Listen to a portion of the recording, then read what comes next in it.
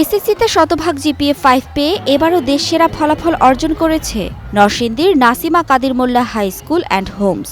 রাজধানীসহ দেশের নামিদামি শিক্ষা প্রতিষ্ঠানকে পিছনে ফেলে এমন অভূতপূর্ব সাফল্যে খুশি বিদ্যালয়ের শিক্ষার্থী, শিক্ষক এবং অভিভাবকরা।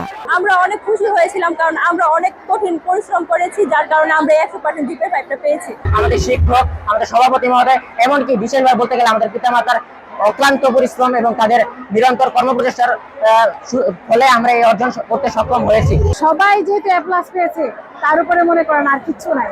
আমাদের অনুভূতিটা জানানো, কিভাবে ভাষা প্রকাশ করবো আমরা বুঝতে পারতেছি। বৃহস্পতিবার ফলাফল ঘোষণার পর থেকে বিদ্যালয়ে হাজির হয় কৃতী শিক্ষার্থীরা। পাশাপাশি অভিভাবকদের সরব উপস্থিতিও ছিল চোখে পড়ার মতো। নেচে গেয়ে উদযাপন করে উচ্ছ্বাসের মাধ্যমে। এবছর নাসিমা কাদির মোল্লা হাই স্কুল অ্যান্ড হোমস থেকে ৩২০ জন শিক্ষার্থী অংশ নেয়।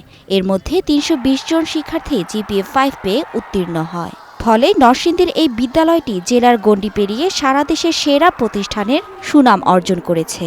রাত 10টা পর্যন্ত আমরা বিষয়ভিত্তিক শিক্ষকদের পাঁচজন শিক্ষার্থীর বিষয়ভিত্তিক, অধ্যায়ভিত্তিক, টপিক ভিত্তিক সমস্যা সমাধান করেছি। ফলে সকল শিক্ষার্থী এসএসসি পরীক্ষার আগে জিপিএ 5 পাওয়ার উপযুক্ত হয়ে ওঠে। কোনো শিক্ষার্থী যদি কোনো সমস্যা থাকে, সেটা আমরা স্কুল আমাদের পরেও আমরা ব্যবস্থা করেছি এবং সেটা সমাধান করেছি এবং এক্সট্রা ক্লাসের ব্যবস্থা করেছি।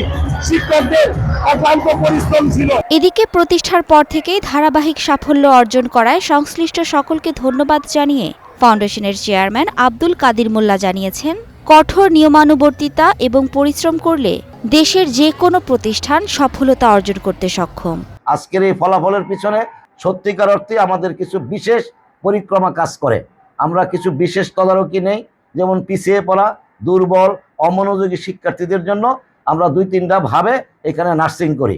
একটা হয়েছে যে আমরা তাদের হোম ভিজিট করি এবং রাত 10টা পর্যন্ত একটানা শিক্ষকরা তাদের পিছনে তদারকি করে, আর যারা পিছিয়ে পড়ে তাদেরকে আমরা রিকভারি ক্লাস করি। প্রতিষ্ঠানটির এমন দেশসেরা ধারাবাহিক সাফল্য জেলার সুনামকে দেশব্যাপী ছড়িয়ে দিয়ে শিক্ষাক্ষেত্রে এই জেলাকে নিয়ে গেছে অনন্য উচ্চতায়।